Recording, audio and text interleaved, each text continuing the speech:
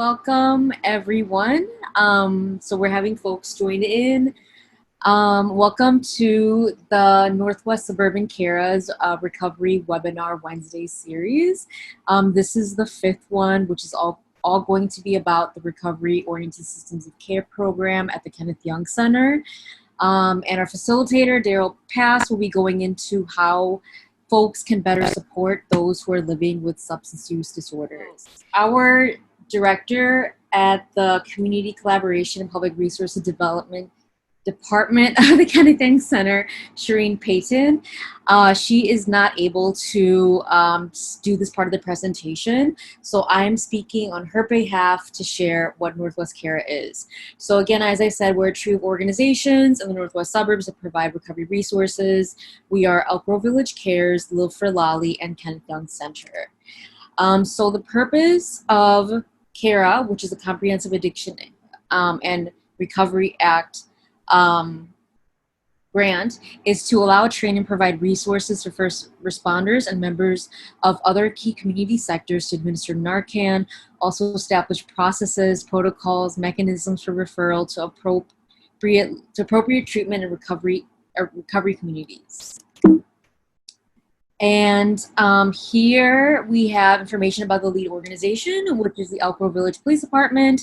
Sub-awardees are Kenneth Young Center and Live for Lolly. So if you look at this picture over here you'll see who some of those folks are. So this is Chelsea Lolly Berte, who is, I don't remember the new title, but strategist in advocacy and co-founder of Live for Lolly, and her baby. This is the CEO of Kenneth Young Center, Grace. Next to Shireen, the mayor of Elk Grove Village. Craig B. Johnson, a social worker at Elk Grove Village Cares. I think Dawn Lafferty, and then Chief of Police Mike Gaspari at Elk Grove Village. So the areas that we serve include these suburbs and the northwest suburbs of Chicago. And we'll keep it moving. So these are some of the leaders from each of the organizations that serve as representatives to CARA. So why did we apply for this grant? From 2016 to 2018, we had a total of 98 overdose reversals. And so we also saw that in order to address the opioid overdose crisis, a collaborative approach would be effective in terms of getting multiple sectors together to provide life reversal resources. And that when these services exist, they result in reduced crime rates, increase in people in the community getting support for substance use versus being criminalized, increase in engagement with the community, as well as community partnerships. So I forgot to say this, but what this really means is that in the past, the response to folks who are using heroin or opioids has been to criminalize them. And so evidence shows that that process does not work. And so Northwest CARA is a program that allows first responders such as the police, EMS, et cetera, to get trained in how to administer Narcan and then connect that member who is living with substance use disorder or some type of substance use issue to get support versus being punished in some type of way. So it's part of police reform in 2020 and the years before. So this is necessary because there is a rise in a lot of different occurrences within Cook County. So here's some data we have related to having substances, gun homicides, and non-gun homicides. Our goal for this grant is to have 100% of law enforcement carry and have access to naloxone by 2023, which is 2 years away. Can hardly believe it. Some of the other objectives include for this program to conduct 20 community education events on naloxone and administration in the service area, train two villages, first responders on how to use naloxone, maintain a community resource guide, distribute 24,000 naloxone kits, conduct community overdose prevention education in 100% of the targeted villages, certify 5 organizations as naloxone trainer of trainers, and train 300 unduplicated individuals annually. So if you live in the northwest suburbs and you have not been trained in Narcan administration, please get in touch with us. So the strategies, to further summarize, is one, of CARA is to make sure Narcan is available, train people on naloxone or Narcan administration, and Good Samaritan law, which says that in many situations, a person administering Narcan would not be held criminal if in a court of law or by the police, but there are some exceptions. To train and provide resources on safety around illicit and illicit drugs, establish processes, protocols, and mechanisms for referrals to treatment and recovery, and work with a community advisory council or coalition. So this is Mike Gaspari of Elk Grove Village Police Department, showing where their opioid overdose kit is stored. So if you don't know, Narcan, also known as naloxone, is a medication that has been approved by the FDA to prevent overdose by opioids, such as heroin, morphine, and oxycodone. And it does this by blocking opioid receptor sites, reversing toxic effects of the overdose. So if you would like to be trained, if you live in the northwest suburbs and you would like to be trained on how to administer Narcan and get some if you are in need, please contact our director of the CCPRD division, Shreen Payton, at shreenp@kennethyoung.org, or contact her by dialing the number below. Again, good evening, everyone. My name is Daryl Pass, and I am the manager of Recovery Support Services here at Kenneth Young Center. And we're going to be discussing multiple pathways in recovery this evening. One of those programs that we have in place right now, well, let me backtrack a little bit. Coop, if you can move forward. I want to just give you a brief statement here. The views expressed in this presentation are reflect the official policies of Illinois Department of Human Services or the United States Department of Health and Human Services. Nor does mention of trade names, commercial practices, or organizations imply endorsements by the U.S. government. Any statements expressed are those of the presenters and do not necessarily reflect the views of the U.S. Department of Health and Human Services, the Centers for Disease Control and Prevention, or Office of National Drug Control Policies. We had to say that. Next slide, group. So with that being relayed, welcome to Webinar Wednesday. So I wanted to give you a brief overview of Kenneth Young. I've been asked, this question has been posed to me quite a few times as to who Kenneth Young is.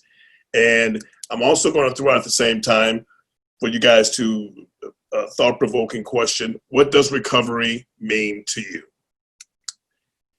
Next slide, group. Thank you. So this will go to all the attendees. So I would like for you guys to think about this. What does recovery mean to you? Next slide. In this presentation today, we're going to be touching on resources for individuals looking for assistance with substance use and other addictive behaviors. We're going to do an awesome presentation by our good friend, Dr. Holsford, on understanding the medical assisted recovery, also known as medical assisted therapy and other treatment options. We're going to touch on resources for those facing homelessness and supporting those formerly incarcerated. To tell you a little bit about me, I am a person who has walked the path of substance use disorder. I should say I was immersed in just total adversity, not walked, because there were times when I was completely laid out. But I've been a person who thankfully has been in long-term recovery. And today I'm immersed in that. Recovery is a new way of life. It's a better way of life. And everything for me has come back tenfold. You know, you have to put the work in. And I tell folks all the time, for me, this is me personally, there's a difference in sobriety and recovery. Sobriety is that you're no longer putting any mind-altering substances in your being, but recovery is all about behavioral change. And once you change that behavior, you know, because first you got to do that transformative thinking, that has to change, and then the behavior follows. So for me, it has been a process, it's been a journey, and I've seen many, many people do the same. So there is a solution. So for me, again, I've been fortunate enough to be a part of an awesome organization, which is Kenneth Young Center. Today, I'm the manager of recovery support services here. I'm also the founder of my own non-for-profit, which is New Beginnings Recovery Mission. It's a 501c3 out of Elgin, Illinois. And I am a recovery guy. You know, I really am. Recovery, again, is a new way of life. It's a new way of living. It's an awesome, awesome, awesome way of living. So with that, we'll just move forward. Next slide, Krupa. This is one of my mantras. Tell everybody this. Making a good day on purpose. You know, you have to be intentional in your efforts, you know, to enjoy this thing we call life. Next slide, Krupa. So I'll tell you a little bit about Kenneth Young. Kenneth was a community activist 30 years ago. During desegregation, he fought to integrate his community in Cicero, Illinois. He worked tirelessly for family service centers, there to give equal rights to people of all colors, believing to his core that every human being had the right to be cared for and respected. When his family moved to Hoffman Estates, he worked as a pastor of our Survivors United Methodist Church and quickly got involved with the Elk Grove Schaumburg Township Mental Health Center, which would later be renamed in the memory of Kenneth Young Center. An idealist and revolutionary at heart, he volunteered for the center as a member of the board, becoming a trusted advisor to the CEO and leadership team. So I'm grateful to be a part of that. And there's a picture there of Kenneth Young. And this picture here is when we had our Remember, Recover, Discover event back last September. There's our director, Shireen, myself, the mayor of Elk Grove, Mayor Johnson, and Deputy Police Chief Michael Jaspari.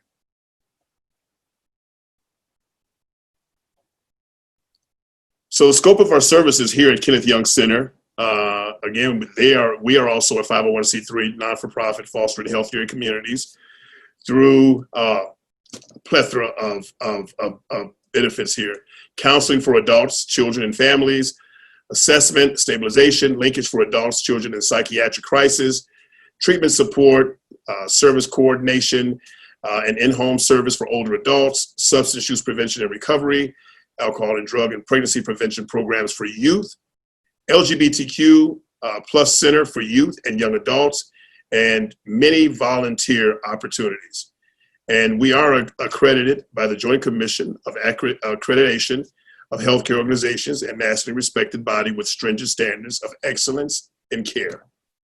And you can always visit us online at www.kennethyoung.org or call us at 847-524-8800.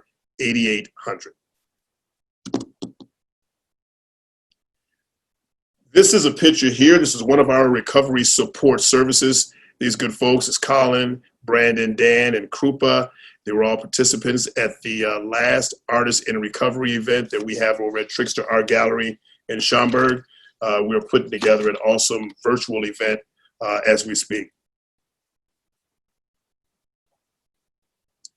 Narcan training and distribution. Narcan training and distribution, this is huge.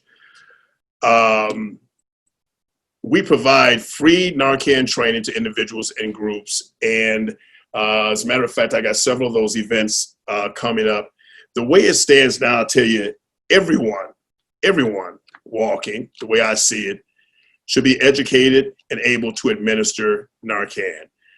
We have a huge epidemic with the opioid crisis. And so to be educated and be able to be of assistance in saving someone's life, there's nothing like it. I personally have administered Narcan twice. And I'll tell you, the first time it was something that took me a few days to get over. You know, to see an individual who's in complete distress and be the vessel to return them to a living, breathing state is just something that I have, it just affected me in an awesome way and in a profound way.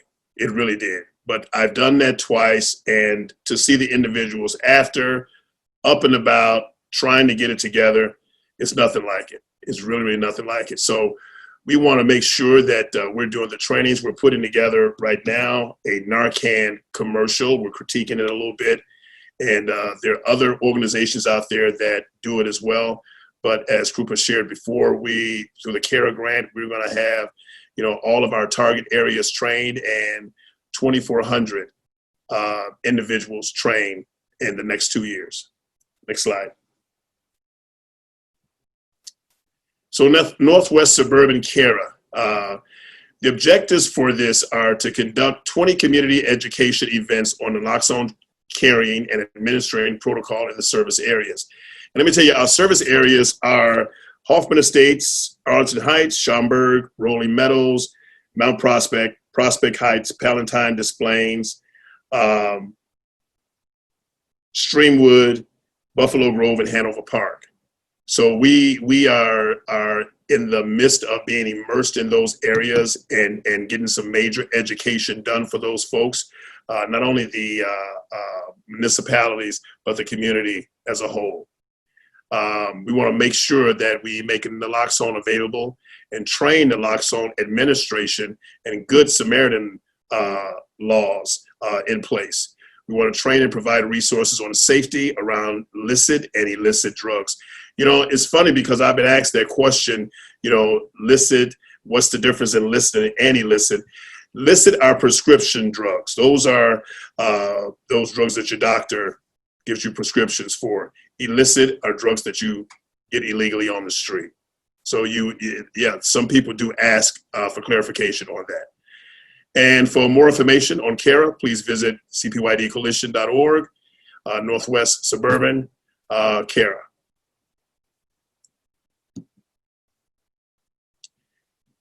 This is a huge pillar for our division, Smart Recovery. And I heard one of the attendees earlier speaking on this. I am a 12-step guy at heart. That's part of my foundation. That's part of the reason why I'm sitting here today. But my understanding on recovery, once I understood that there is a difference in sobriety and recovery, has evolved. And once I got trained as a facilitator for Smart Recovery, oh man, it just opened my understanding and broadened that brush to educate folks on recovery. And Smart Recovery started in 1994. It's an acronym for Self-Management and Recovery Training, and it emphasizes self.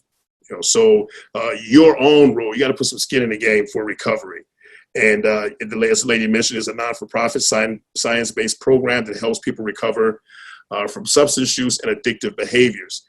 But some of the techniques they use are very effective. They deal with cognitive behavior therapy, the rational emotive behavior therapy, and motivational enhancement therapy. And that, I run a group on Saturdays, and it's very impactful. I will say that. It's very, very impactful. Some of those folks have been with me since the very start, which was last year in October, and they're doing well. Here's the piece to it. It does not push abstinence. It's a choice. It does not push the spiritual component. It reaches you from the internal place. And so the four pillars are coping with urges, behavioral thoughts, and motivation, and a balanced lifestyle. And so, that mind, body, and soul, those components, they are an awesome recipe for recovery. And I always say, recovery is a decision. Okay, it truly is. It's a decision.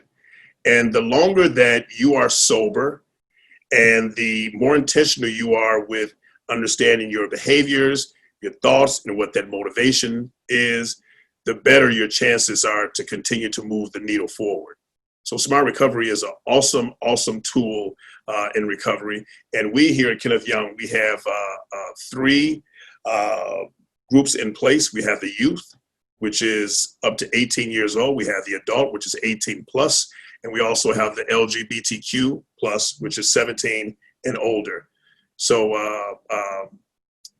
we are really in a position to be impactful with all three of those groups with what's going on with recovery right now.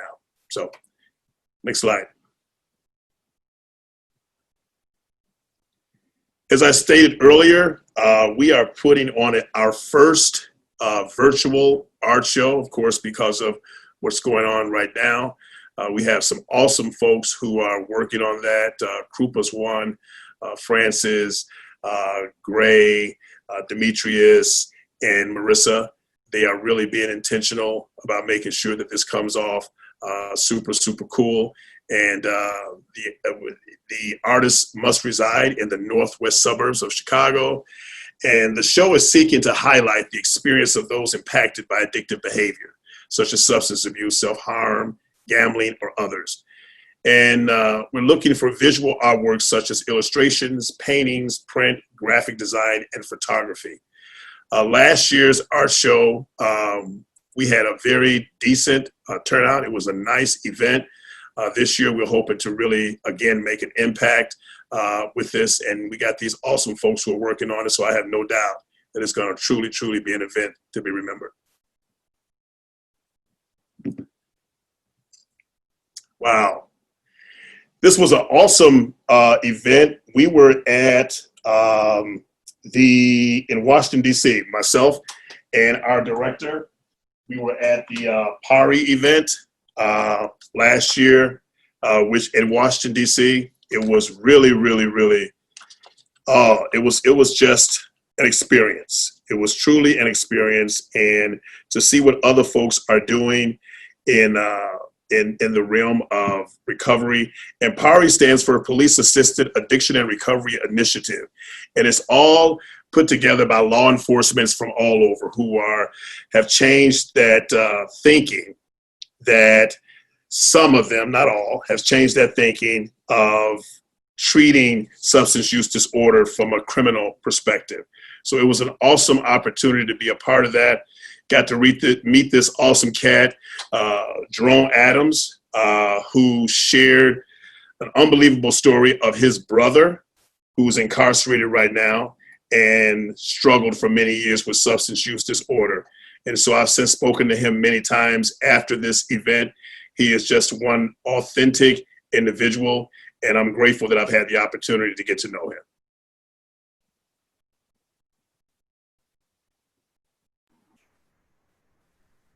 Awesome. So thank you, Daryl, so much for this part of the presentation. Um, Alrighty, so I don't hear anything from the audience, so I wanted to ask, Daryl, could you speak more to what does it look like to support those facing homelessness who are also using substances, seeking recovery, etc.? What does it look like? One of the things that I've learned, Krupa, that, it's imperative that we do as individuals, we on this end, those who are in a position to provide the service, first of all, we have to educate ourselves, and we have to exhibit that radical compassion because we have to be warriors in reducing the stigma that comes along with that. So some of the situations that I've come up on with individuals who are struggling with homelessness, they have mental health. Some of them are not in a position, and I know one right off that I see quite often and help out in certain ways, and that's just a personal thing that I do. But he is kind of embracing where he is. So what I've learned is that we just have to be available to be of assistance. It's no difference in, the substance use, the mental disabilities, the homelessness. All of those are things that people need to make a decision to recover from. And again, me personally, working not only as, this is my employment, but also in my personal life, I'm an advocate for that. And I found that we can't make an individual do what they don't want to do. So we have to be intentional on making sure that these services that we provide, these resources that we have, are in place. We have to go to these places because sometimes we just have to, I don't know if it's harm reduction. If you're going to these places and you're just giving out. I'll give you a case in point. There's a place in Elgin called Tent City. And we go down there once a month and we pass out just simple things as toothbrushes and toothpaste, little washcloths. We put a couple of dollars in there, if we have some cars that have been donated, and they appreciate that. I've had individuals who I've been able to get out of that environment and get into detox, and some of them will go back. I've experienced 2 of them who have continued on, struggling with the substance, but have embraced other resources to at least be out of the element. So we just have to make sure that the resources we have to assist these individuals in whatever arena they are most in need of, and that's be it clinical, residential, or substance use disorder. All of that plays a part. And sometimes it's tough when you have an individual who carries all 3 of them. Does that answer your question? Yes, no, it most definitely does. I heard you say the importance of being non-judgmental and meeting folks where they're at, Absolutely. not judging folks for whatever choices or behaviors they're making in their life right now. Absolutely. And also, I think that there's even more to expand on the fact that you were providing them resources, like basic ones for hygiene and what it looks like for those facing homelessness to get even more, because homelessness exacerbates a lot of issues and push folks to use substances as a way to cope. So with that said, I do see that somebody asked a question in the Q&A. And I remember there were some comments in the chat that we haven't gotten to. So Daryl, do you mind if I share with you one of the comments that I read? Please do. So Kirsten shared, and I think this person is responding to the prompt that you had put up about what does recovery mean to you. They said, I have been on the journey of healing and recovery from being diagnosed with bipolar disorder 2. The meaning of recovery means to have faith, perseverance, hope, and love to learn and overcome your challenges in your life. Absolutely. Absolutely. That's good stuff. You've made a decision to go after your freedom. I often tell folks as well,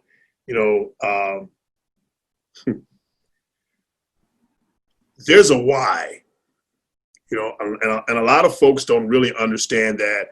And so when I speak on, that non-judgmental component, people have to understand that it's very easy to see an individual in distress from substance use, in distress being homeless, and in distress from having debilitating mental issues and make a judgment. And I've even heard people say, if they want to do better, they can do better. They just cop out.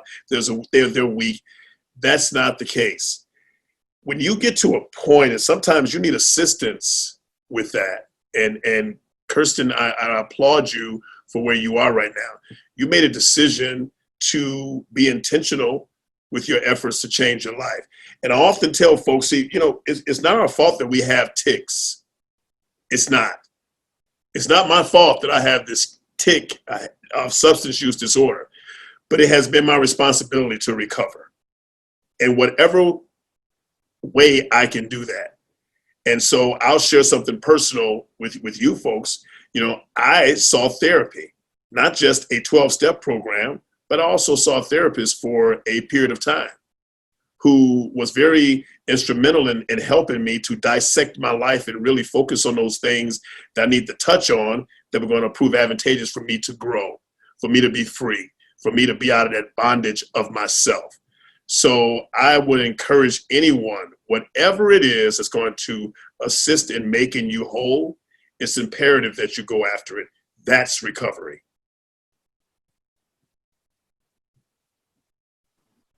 Thank you, Daryl. So I'm going to go in order of questions received. So I saw Laura Fry from Live for Lolly asked, we've tried youth smart recovery groups in the past with no attendance. Are you getting kids to get involved? Yes, I am. And I'll tell you, Krupp and I, as a matter of fact, we spoke about this the other day. Some of the kids are, I tell you, I got 3 kids right now that I work with. Krupa has 1. And man, these 3 cats, that they are 3 of the most amazing individuals. The fear is that trust component. For them to come off of what they're doing and how they're doing, and to just go into a room or connect with this particular adult and just, be present and talk about all these issues that they feel they can never talk about with an adult, it's tough for them. So what has to happen, I'll tell you something else. I'm working right now, in addition to here, one of the pieces with my grant with Northern Cook Academy and bringing Smart Recovery there. Krupa has brought Smart Recovery into the high schools before the pandemic hit. And I'll tell you something, these kids just want to be loved. They want to be listened to, and they want to be respected. And I'll tell you something, so many of them have issues with authority. So they're looking at, groups and things of that sort as an authoritative type deal, and they want no part of it. But when they see an opportunity to connect, because what I do for me is I meet them where they're at. And that is, I let them know that I used to be one of you. There's nothing that you are doing right now that I didn't do, and I was one of the best at it. And I not to tell war stories, but I give them a little identification. And guess what? With these 3, and one of them, he's tough cookie. His parents told me that they see, just like with Krupa, a difference in this kid. For he shows up every interaction they've had him in, he's refused, he hasn't shown up, he's late. This kid, for the 6 weeks that I've been dealing with him, has not missed one appointment. Not one. And so we have to put ourselves again in a position, Laura, to soft shoe and build a trust with these individuals. Not that you haven't done that. Please understand, I'm not saying that you haven't done that, but it's just a little more of an intentional type of interaction with them to kind of pull them in and get them interested and build that trust. And once you do that, you got the hook. And then what happens is they're going to tell somebody else about it, which is what's going on. Yes, and if you don't mind, I wanted to add that I think one thing that has helped us work with youth in our programs is partnering with other organizations that serve youth. Mm-hmm. I think it's those community partnerships with other youth affirming orgs that bring in referrals. And then, as I think Daryl was saying, it's very important to have trust, and I think it's important to be cognizant of adultism, of thinking that you know more than the young person, or the fact that many youth, of course, would have issues talking to figures of authority about substance use because they're being criminalized for it. There are some real consequences, and many of them have already experienced them. So the fear is real. But, speaking of our SMART programs, I'm going to maybe jump around a little bit. Daryl, there was a question from Shireen about if you could speak to the ROSC opioid toolkit program that we are running. Absolutely. The ROSC opioid toolkit is another grant that I'm responsible for, and it's a recovery community organization. And so here at Kenneth Young, we have a plethora of categories that we address and some new things that are on point. So within that toolkit, I have 75 individuals that struggle or has come out of opioid use disorder that I am going to be signing up for this to be a part of this process. Well, they'll be reached out through Lighthouse to find out where they are in the stages, whether it's a month, 3 months, 6 months, or a year. So within the categories, we have coping with urges, we have mental health and trauma support, we have harm reduction, we have support groups, Smart Recovery being one, but I also will inform individuals about 12-step availability within our communities. I do let them know that. But here at Kenneth Young, our support group is Smart Recovery, which we love. We also get them prescription management, housing, food, and transportation. So we kind of we do a lot of wraparound services within Toolkit. And so some of the new things that are going to be coming on board, because it's big now, we have so many folks that are struggling because of the pandemic that's here. So we're going to be providing resources for that. Huge job training and employment situations, which is very much needed. And I'll tell you something, in working with the formerly incarcerated, having gotten a connection with certain folks within the Illinois Department of the DMV, where we have homeless letters. I have a copy of it where I'm able to give an individual who doesn't have an ID, who doesn't have a social security card, who has nothing. And they can take if they're coming out of treatment or if they're coming out of being incarcerated, they can take their paperwork along with this filled out letter and take that to the DMV, and they can get a state ID. Now they can take that state ID to the Social Security Board and get their Social Security card. Once they get their Social Security card, then they can go back to, and it's crazy, but this is how they have it set up. They can go back to the DMV, and if they want to get a driver's license, if they're eligible for one, they're able to do that. Because even to do a temp to perm job, you must have those two forms of identification: a picture, state of Illinois ID, and a Social Security card. So we're looking at housing and shelter, which that's exploding. Cell phone and internet, being able to help these folks, to get a cell phone and maybe use a hotspot at a different restaurant or coffee shop, in the area. Legal services, which is a huge deal, especially for the helping out the undocumented or individuals who are in the midst of criminal cases who otherwise would not be able to afford any type of legal assistance. Disability services, those are huge. So Toolkit is just immersed in wraparound services within our targeted areas here at Kenneth Young Center, and we're just doing what we need to do to assist folks to be better. Yes, and the toolkit, has the approach that there are multiple pathways to recovery. Absolutely. So it shares resources from, smart recovery to Buddhist recovery organizations, different harm reduction organizations and methods, and other programming. And we are in the phase of updating it, so it will look different in the next few months. And I want to share this real quickly. There's another one that I had the opportunity to be a part of and to observe, which is from our good friends at Trickster Art Gallery here in Schaumburg, the White Bison.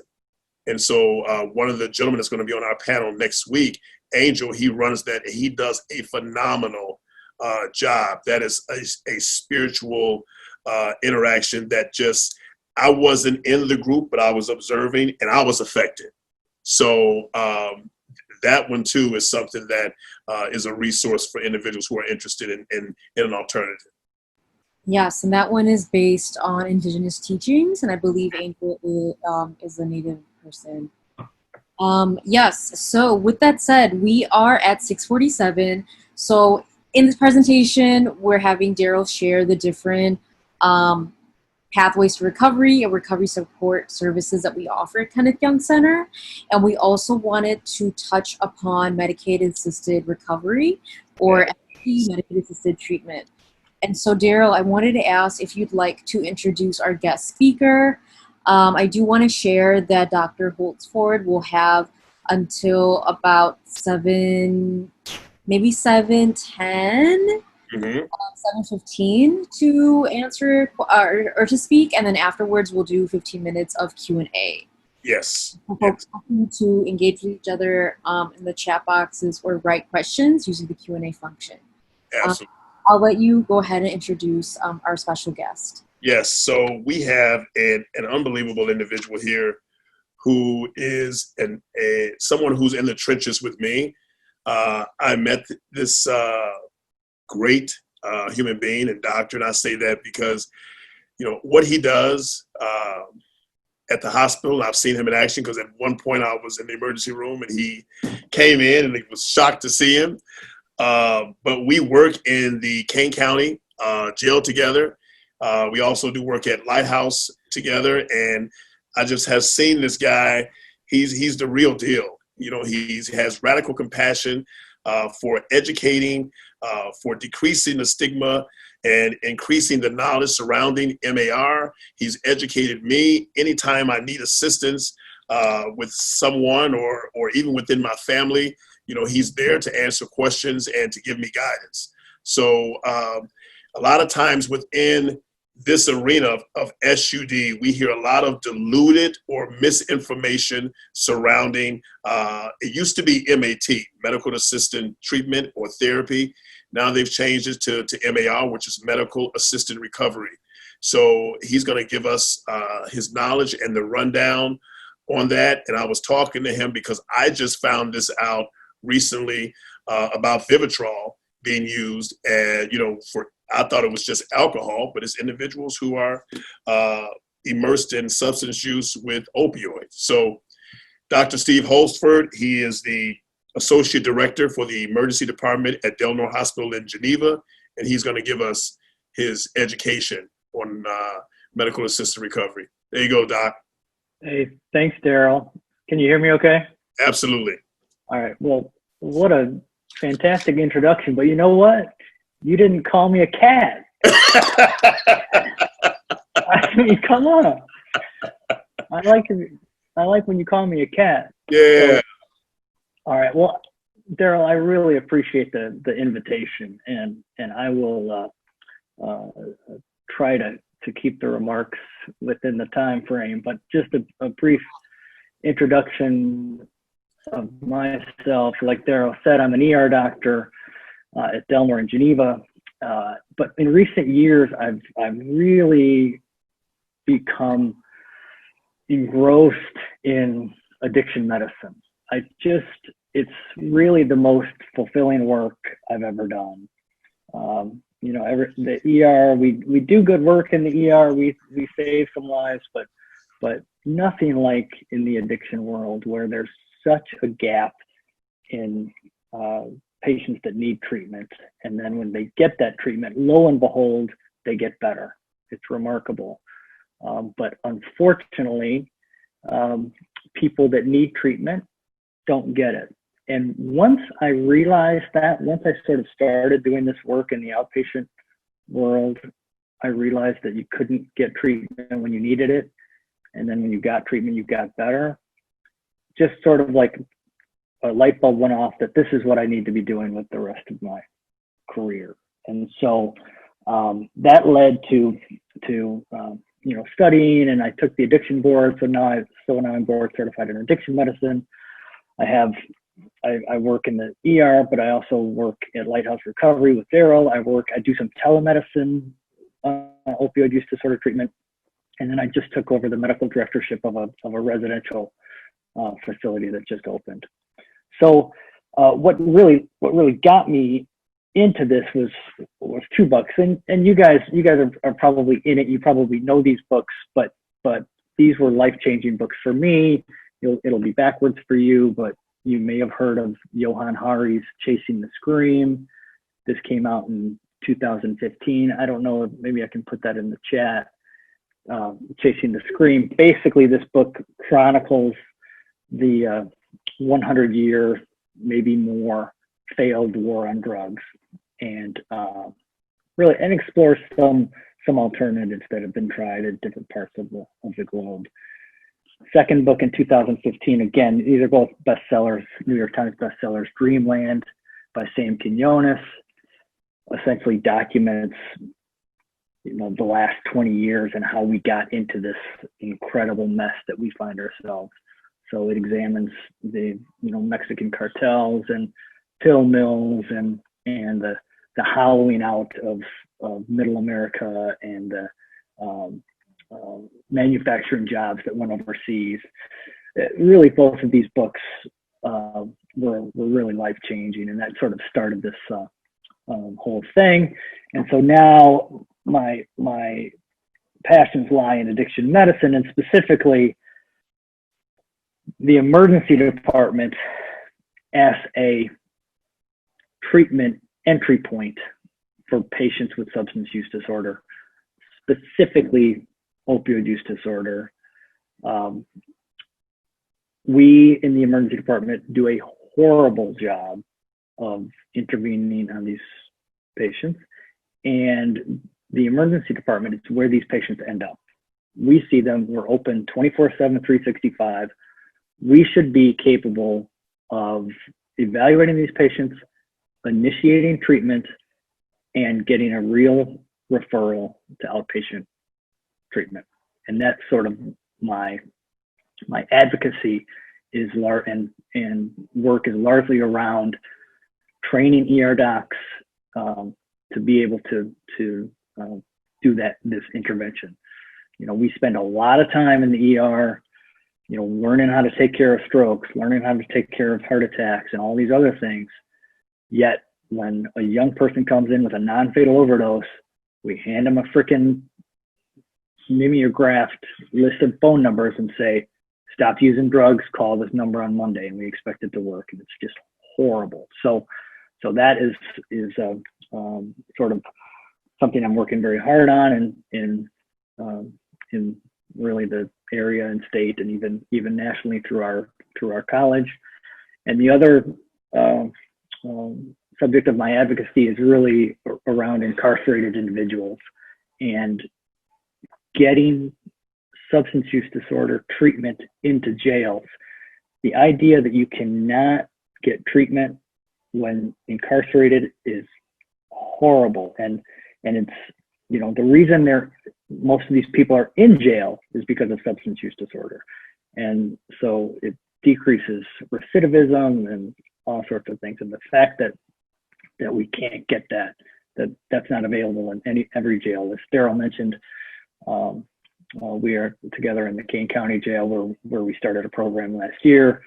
You know, the evidence is overwhelming, you know, that needs to be done. So that briefly, that's sort of what I am up to in my spare time. So opioid use disorder is a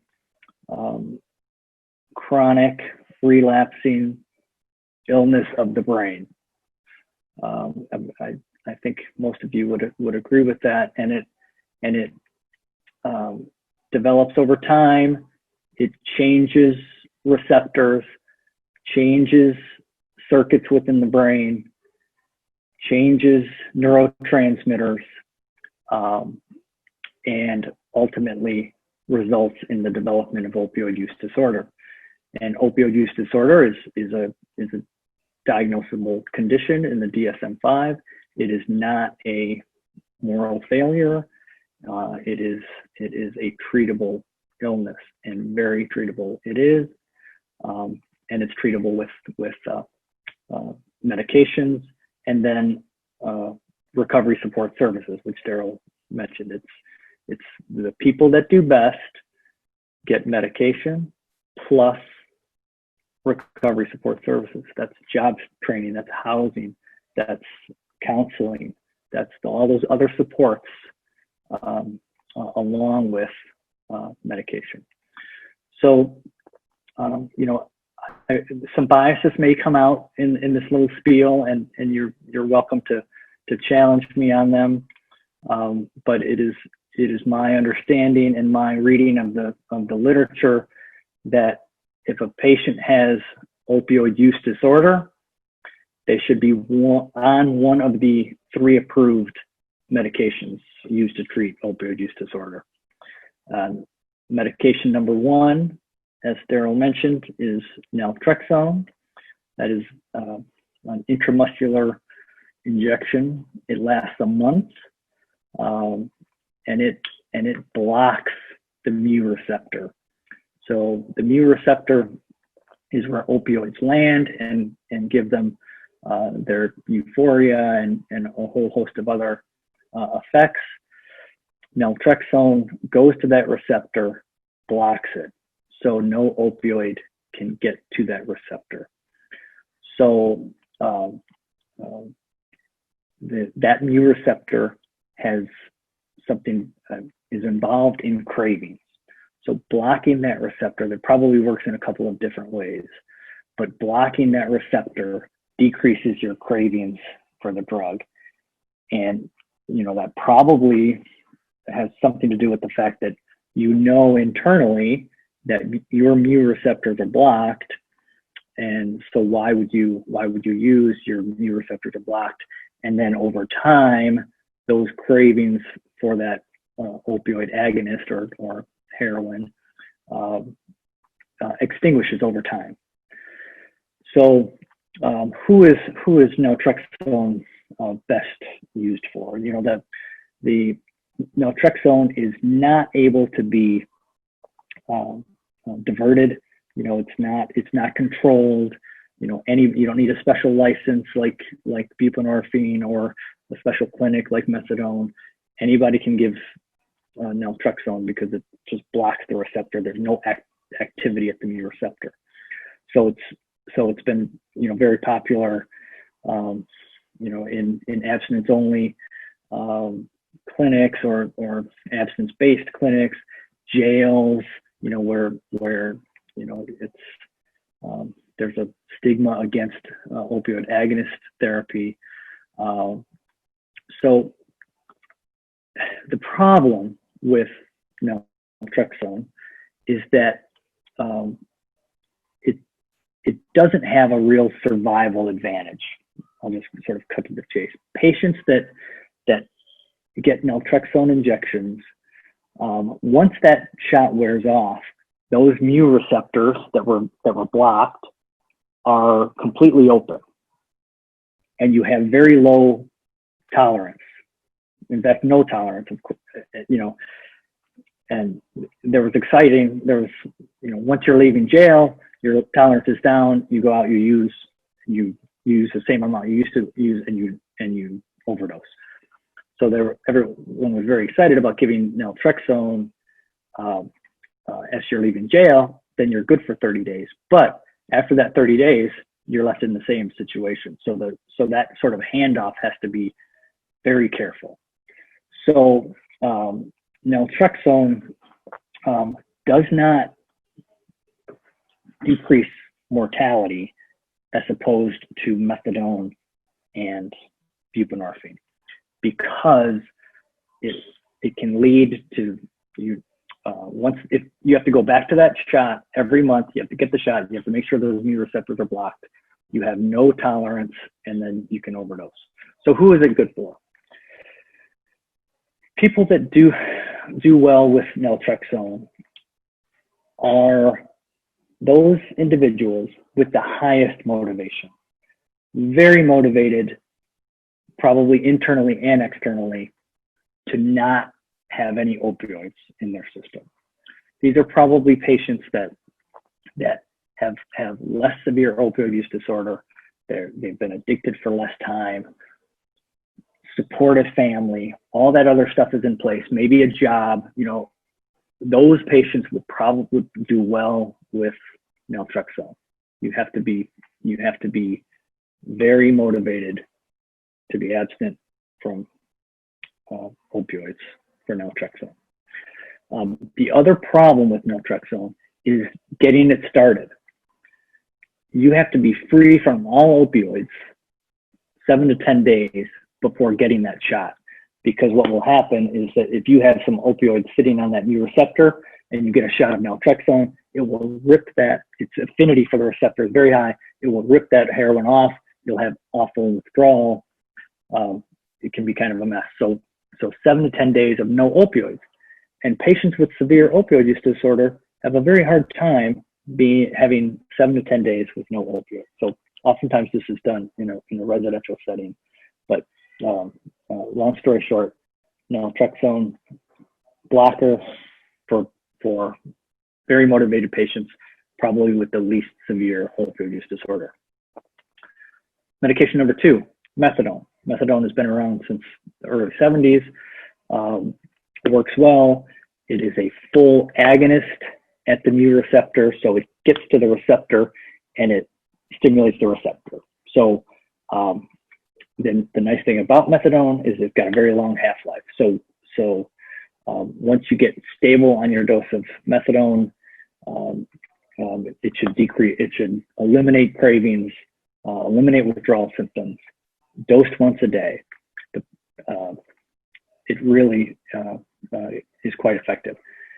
Problems with methadone, it's a little bit less safe than the other medications, meaning, there are drug interactions. It can cause some cardiac, what we call QT prolongation. So can be a little bit tricky. You can overdose on it because it is a full agonist. So you can overdose on methadone itself, and you can also use while you're on it because it, like heroin and other things, is a full agonist.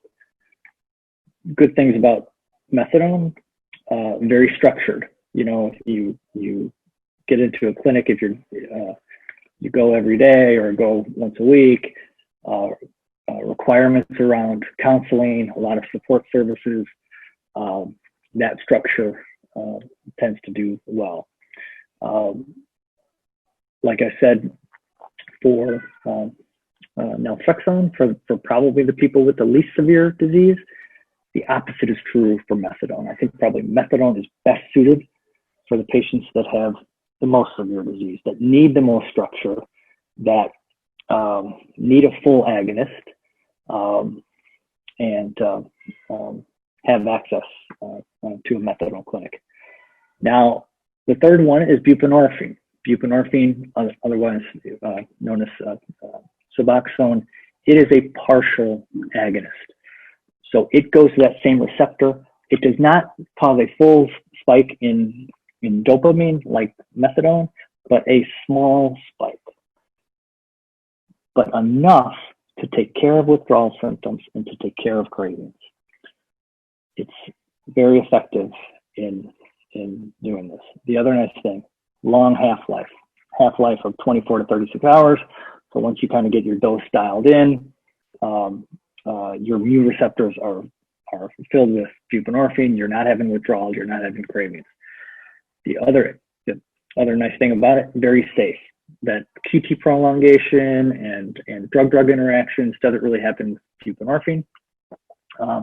It's very safe, and it can be given in an office setting. It doesn't have to be given in a methadone clinic, and all the prescribers just need this 8-hour course in order to get certified to write for buprenorphine. So the other nice thing about it is that it's protective from overdose. Buprenorphine, while it doesn't cause it's a partial agonist, so it doesn't fully stimulate the receptor, the affinity for the receptor is very high. So it sticks in that receptor hard, like gum on your shoe. And you tell patients that your receptors are full and blocked. And if you were to take a full agonist like heroin, you'd be wasting your money. Because it wouldn't be able to displace the buprenorphine.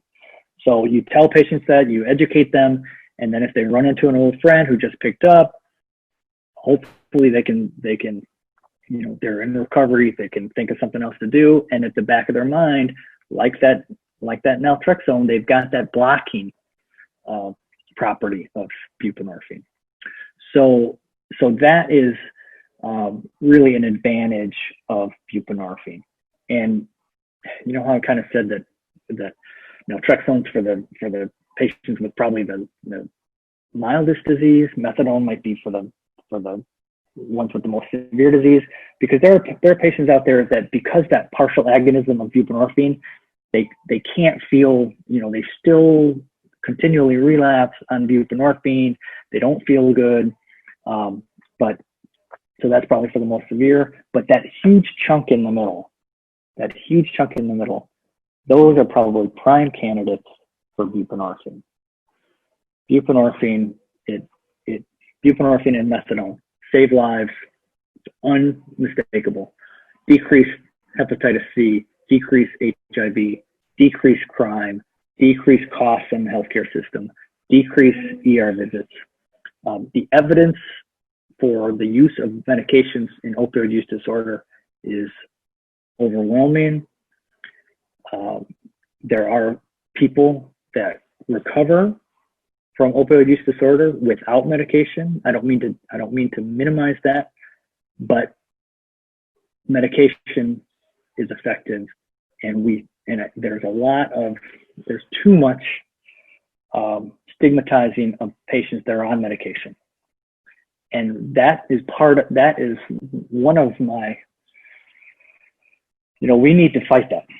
We need to fight that. If you have opioid use disorder, you should be on medication, and if you're not on medication, you should have a reason why not, because the evidence is clear. It works.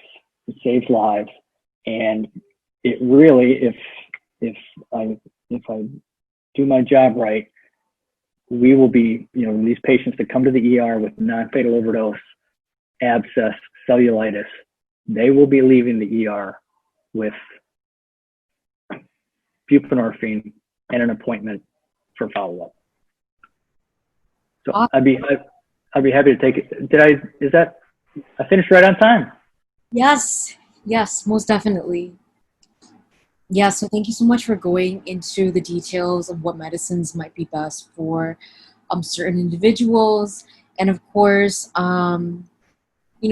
it's important that people choose when they are ready to make a certain step in the recovery journey, because some folks who might be using opioids may not be ready to actually go on medication. Maybe they still want to use, maybe they want to reduce their use.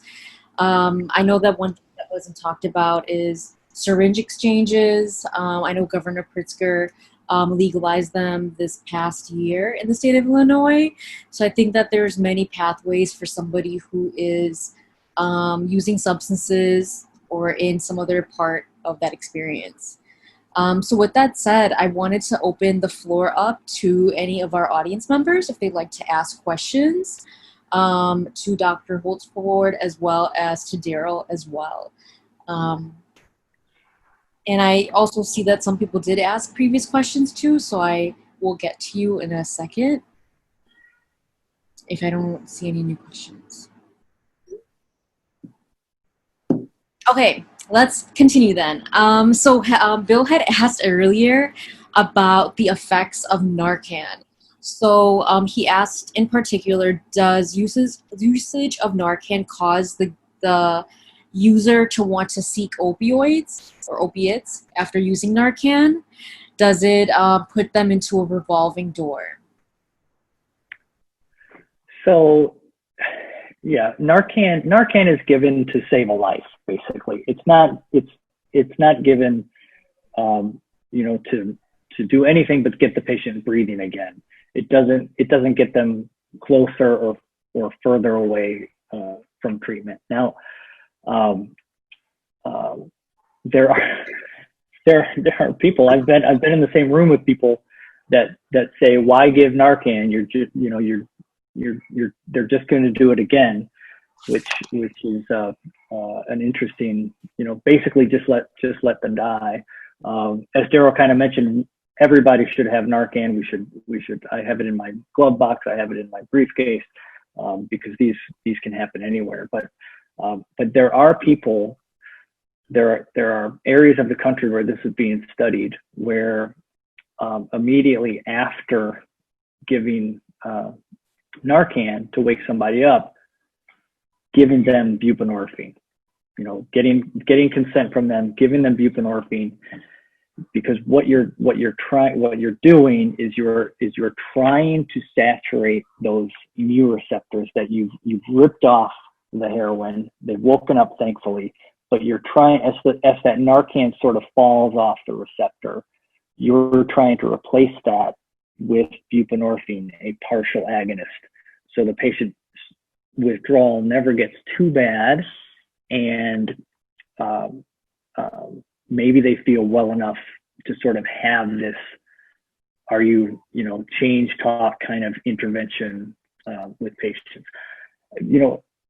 Part of my goal here really in educating ER docs is not necessarily, that they're gonna write a bunch of buprenorphine out of their ER. They may not, but I want them all to be educated enough to have a decent conversation with these patients that they see, to maybe just creep them along that change pathway.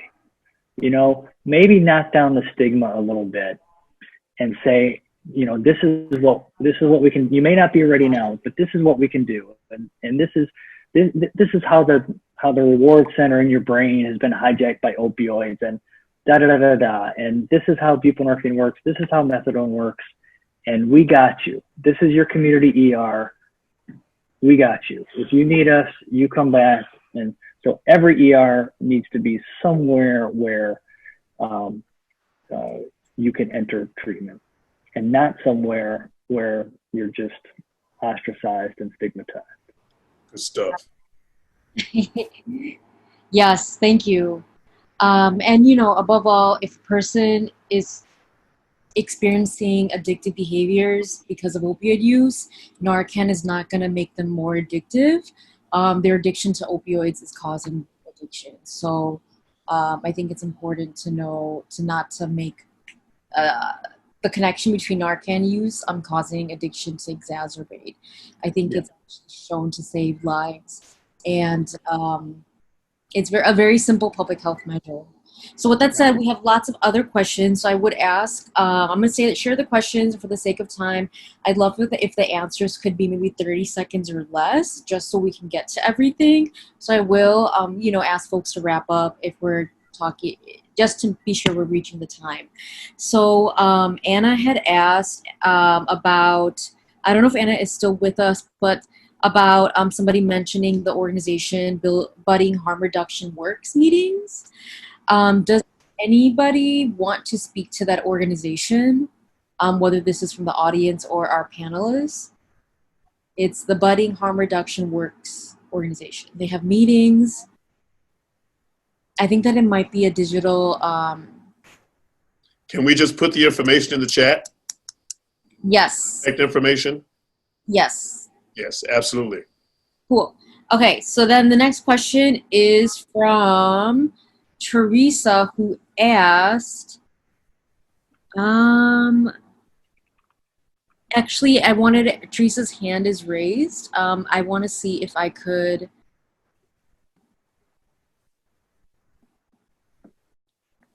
get Teresa. Hi, Teresa.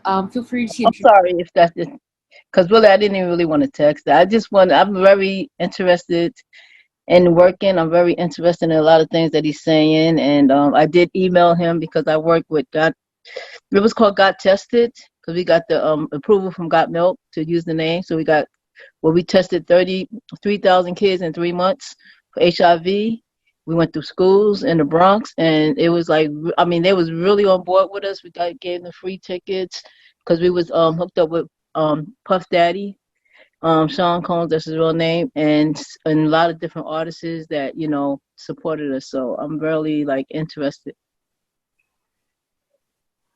Awesome. Well, thank you for being part of this webinar. Is there, if you're looking for any resources in particular, feel free to get in touch with Daryl. I think we're going to be providing his email address in the chat box. Yes, Teresa, is there anything you'd like to add, or is your comment good as it is? She left. Okay, cool. Moving forward, so we have a couple of questions in the chat. So Hope United had shared that, quote unquote, I agree that ER doctors should do much better, hoping this can happen nationally. So I think this was affirming a lot of what you were saying, Dr. Holtzford. Yeah, real quick, shout out to my college, the American College of Emergency Physicians. I think we finally get it. We're putting on a bunch of trainings every other week for the next 6 months. Hopefully in January, we'll look back and we would have wavered probably 1,000 ER doctors. And so that work is getting done. It's late, but it's getting done. Good stuff. Yes. Let's see. Another question is from Caitlin. Caitlin said, "The doctor who just spoke, thank you so much. That was fantastic. Where will patients have their follow-up appointment after leaving the ER?" Right. That's the question. So there are two main barriers to this initiation of ER buprenorphine. That's not, number one is ER providers that have their waiver in order to write for buprenorphine. Number two is outpatient follow-up.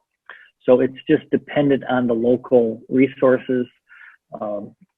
So just the sort of the best places to look would be FQHCs. You know, there's a lot of grant money that has been available in recent years for FQHCs to start programs around opioid use disorder. So in our area, we have the BNA and Greater Elgin. We also use my clinic in St. Charles. So it's dependent. So each ER really needs to do a little bit of work around getting their ER providers waivered and finding out who's taking these patients, and then just getting a process together. We do it with everything. We do it with stroke. We do it with heart attack. What if this happens? Then where do we transfer them? Those are all conversations that take place in every hospital every day. And we just need to make sure it happens with opioid use disorder as well. Nice. Well, thank you for your advocacy work. Daryl, would you like to finish the questions, or would you like me to continue? Just go ahead, continue, so we can. Yeah, absolutely. Okay, cool. So we have 10 more minutes and 4 more questions I see in the chat. Attendees, feel free to ask any questions anonymously or otherwise in the chat or in the Q&A section. So Bill had a question. Bill asked that they are concerned that people giving out Narcan, that situation does not have enough follow-up and placement. So I guess maybe Bill's asking, what's after Narcan? Right. Yeah. That's a great question, Bill. You know, we need to expand our treatment in the community, plain and simple. Treatment facilities, there's such a need. You know, we should have substance use disorder clinics like we have mattress firms. You know, every strip mall should be full of. Absolutely. You know, and we should all work together, and we should all have you know, resources available. But you're right. What comes after Narcan? I mean, there needs to be, in every community, there needs to be something after Narcan. And it's just plain and simple. Krupa, may I piggyback off of that? Yes, go ahead. Bill, you bring up, it is a very good question. And Doc, what you said about, you know, that education and reducing that stigma. I'm going to give you a scenario that happened. There were 2 guys, this is recent, this year, they were using together and they Narcaned each other. You know, one OD'd, he Narcaned him, the other OD'd, he Narcaned him. But the last guy, he went off, they separated, and he went off and continued getting high, and he OD'd and died. So Narcan, what you said, Doc, in the beginning, is meant to save a life. We're moving forward, but we haven't got to the place yet where there's an immediate, and I don't know if that will ever be utopia with this, where there's an immediate connection or baton being passed from the person being Narcan to some type of other resource to continue on. And I'll tell you something. One of the things that I'm most proud of is that coming from a person who struggles with opioid adversity for many years, and to be where I am now and have this understanding and education, because when I first started on the road to sobriety, you know, I didn't believe in the medication, you know, of assistance. I didn't know anything about harm reduction and Narcan, and none of that it was there, but it wasn't something that was in the forefront in my area, in my group, in my community. So today, having that education, because I'm looking at it, if we can save, we're going to have casualties. As hard as that may be to embrace, we are. But if we can just continue as people who are in a position to provide this service, to educate the community on harm reduction and love and acceptance and stigma removal, we're moving forward. You know, we just have to broaden that brush as we go along. And again, I'm coming from a place of, I wanted nothing to do with, well, I shouldn't say wanted, I just had no idea, no understanding of harm reduction and Narcan and the effects and all of that. So we just got to continue to do what we can do. Eventually, like Doc said, maybe those places will be where we'll have pop-up clinics, you know, like we have Mattress Firm places all over, you know, and we'll see what happens. But we just have to individually make a decision to be a part of the solution, and to love and embrace and to not judge and just be of service. That's what we have to do. It's a must. It's a must. Yes, and I wanted to quickly add on that I think one other thing is that a good number of people who have substance or opioid use disorder also have a lot of ACEs, adverse childhood experiences in their life. Mm-hmm. And I think that having programming and a society that nourishes youth and families can reduce the amount of trauma that youth and their families endure. That obviously plays an enormous role in somebody's life trajectory. So I think that there's a multi-pronged approach, and within our division at Kenneth Young, we do have programming in substance use prevention, violence prevention, HIV prevention, etc. Yes. That address some of these issues from an intersectional lens. Yeah. So we are at 2 minutes. And if I could, real quickly, I've got to get this out, because we have such an awesome opportunity here at Kenneth Young, and our community collaboration and public resource development, you know, that's headed up by our director, our nation builder, Shireen Payton, you know, to be able to be involved in such an intentional effort to educate the community and be of service to the community. Not only do we have recovery resources for opioid use disorder or addictive behaviors, but we have positive youth development. We have our LGBTQ center. We have our substance use prevention, which, you know, that Too Good for Drugs, you know, that they have saturated the schools with. We have our public health, which I'm super excited about. We got 2 new cats who are on board with us, Domingo and Francis, who have just gotten certified for the HIV testing. And, you know, we just got so much going on, because I've come to understand that recovery is just not from this substance. Recovery is being put in a better position, mind, body, and soul, from whatever that is.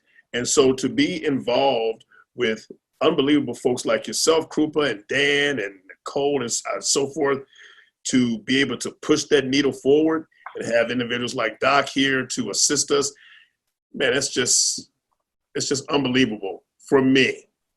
For me, I'm just sharing a personal thing from my heart for me, because, see, I remember, and I'll tell you this, I don't too much care who knows that I'm a person in long-term recovery. I just can never forget it. That's all I got. So if you guys, you or anyone you know, is struggling with substance use or addictive behaviors or need assistance and wraparound services, please contact us at Kenneth Young Center, Recovery Resource Department at Kenneth Young Center. Phone number is 224-229-7456, and allow us to love on you so you can love on yourself. yes, thank you so much. And we do have I know we finish at 7:30, so if folks need to leave, they're more than welcome to. For Dr. Holtzford and Daryl, we do have a couple more questions, if you have a few minutes to answer them. Yes. So Michelle had asked, they said there is a warm handoff program in the hospitals in Illinois, and they're there to meet anybody who has any kinds of SUD or AUD. They navigate treatment and options for those who say they need. So a program, but it is only Monday through Friday, 8 to 4. So I don't I know if love you've it. heard of it before, but it sounds like an avenue that expands treatment access. Wow. Is that Yep. information, the email and the contact info in the chat box? I don't know if Michelle shared their email address, but Michelle, if you'd like to keep in touch with us, please Please do. share your contact information in the chat or email us at cpyd.coalition@gmail.com if somebody wants to type that out. Good stuff. Another question we had was from Bill. So Bill earlier commented that I agree that more has to be done by those who intervene. How does the change in confidentiality recently passed affect the coordination of providers?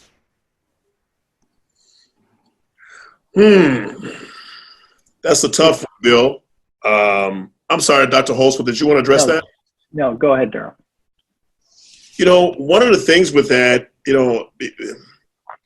because the opioid deaths has taken off to such an extreme height. So that's why that has been changed to that degree. For me, I think it's just a case by case. You have to look at that. I mean, if you're in a treatment center, of course, the confidentiality for HIPAA law for that professional has to be in place. But for the everyday individual, it's different. And even with that healthcare provider, I've seen them will never call any names, where if it's life or death, they step outside of that. It's just I think that more so goes on just a humanistic call. What do you think, Doc? Yeah, I agree. I think that a little bit of loosening of the confidentiality laws is probably warranted given what the situation we're in. Now, I don't really know the details of how it's loosened, but they've certainly loosened up things in regards to methadone take homes and buprenorphine scripts and so forth with the COVID pandemic. But I know there have been some changes in confidentiality laws as well. So I'm all for it.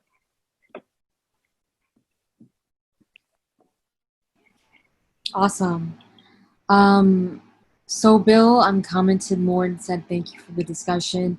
I'm encouraged with the vaping. We are seeing a load of using drugs. HIPAA is still in effect. The SUD side has changed. Nice. Awesome. So, alrighty, folks. Well, I don't see that there are any more questions or comments. But many thanks to our special guest, Dr. Steve Holtzford from Delnor Hospital, for joining us today. It's been a pleasure being part of this Wednesday webinar series. We still have one more webinar next Wednesday evening, which actually, Daryl, do you want to speak about what it is on? We're going to speak on the sectionalities of race and equity and substance use disorder. Krupa is going to be one of my panelists, and it's a very diverse panel in that it's all persons of color. We will have an African American in attendance, a Latinx in attendance, an Indian in attendance, Filipino in attendance, and Native American in attendance. And each one of those folk will bring their perspective from how substance use and other things surrounding that have impacted their lives and how it has, their culture has been affected by that and the stigma that comes along with it. So I'm super excited to hear these different perspectives and to learn, because that's what we all got to do. We got to learn to understand. And so I invite you all to come back and take a look-see at what we're doing with that. Awesome. Well, with that said, I guess it's my turn to say goodbye. So I hope that everybody has a great evening. Thank you. Great evening, what, Krupa? Great on purpose. There you go. Yes. So make it a great evening on purpose. There you go. But thank you for joining us, and feel free to be in touch. We've left our contact information in the chat. You can also visit us at cpydcoalition.org to learn more.